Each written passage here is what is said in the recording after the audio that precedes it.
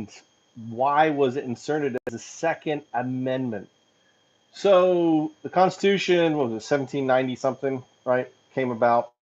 Um, the states basically agreed that there's going to be this federal entity, and their biggest concern was losing their authority in their statehood. So they needed to have, and back then there was no National Guard, which is the army of the state. There was militias, and there was no organized entities. So, as the Second Amendment exists just to provide the states with the sanctity of their presence by stating, and you have to understand, the Second Amendment is one sentence made up of two non-essential clauses within that sentence. The sentence reads, a well-regulated militia shall not be infringed. That's the sentence. The topic of the sentence is a well-regulated militia. Now let's talk about a well-regulated militia. They didn't want all of a sudden militias popping up in every little community, every little town. It had to be regulated by the state, right? A well-regulated, not just regulated, but a well-regulated militia. So you can't, the Proud Boys, the Minutemen, Oath Keepers, they're not a well-regulated militia. They're not even a regulated militia. They're a terrorist, a cell within a state, and they have no regulations at all in regards to the forming of their applied to them by the state. What militias became was the National Guard. And the National Guard ultimately is the well-regulated militia that was intended by the Founding Fathers.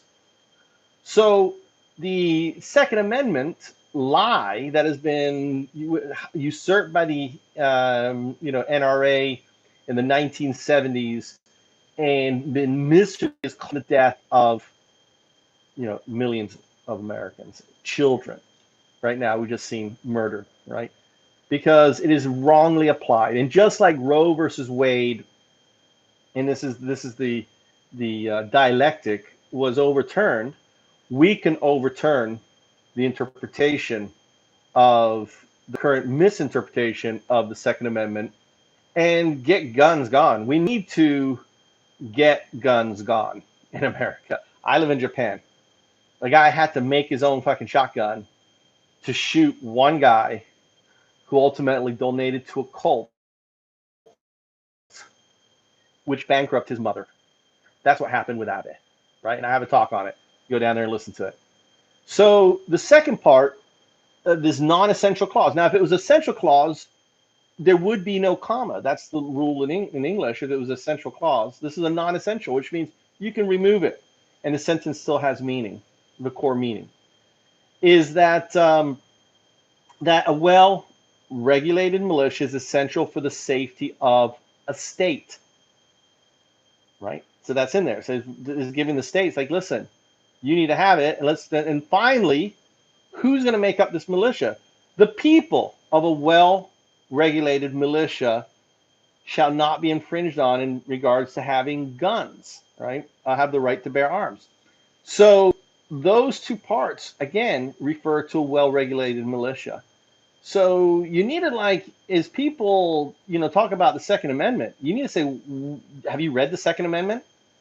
Do you know what the Second Amendment is? Do you know the structure? You know that it's one sentence? And once you point this out, they can't argue out. The argument is, well, the Supreme Court ruled it this way. Well, the Supreme Court ruled Roe versus Wade. I wouldn't get your hopes up. And as individuals, as people who are just fed up with the gun violence in America, we need to start voting against guns, because it's either, the death of our children and their children, the slaughter of people in churches and in schools and everything else, or we just get rid of them. And it's simpler just to get rid of them. Now, under the Constitution, anyone who is a member, active or inactive duty of a National Guard, has the constitutional right to bear arms. And I'm perfectly fine with that. So if you want your guns, you join a well-regulated militia, which is the National Guard. go through the training and everything else, you can have your AR, right? If you want that AR that badly, you'll join, and you can be in active duty. And maybe anyone who has ever been a member of the National Guard, I would even go that far, arms, right? But everyone else, some 18-year-old kid who basically is going through a tough time, should they be allowed to go down the street? Because we know there is no way to determine whether, gun safety laws are going to do anything. There's no way to determine, and none of these laws would have stopped these guys from buying weapons anyway, so they don't work. And a good guy with a gun doesn't stop a bad guy with a gun. We've seen that. So none of the things that the right is saying works don't work. And now they want to arm our teachers. They want, do these training about kids going in there, have a elementary school grab a weapon. What the fuck? What nonsense is this? All right. So in ending, let's do a little chanting. UnDaoDu. Undo people with a laugh and a smile. So when you're dealing with someone like a Trump supporter, you're dealing with one of these right-wing people, laugh and smile. Don't let them bring them down. The fact that that women's have lost. Try to uplift yourself. Dao, help others if you can, and do. The hardest thing is to serve and to share the things that you have. Take care now.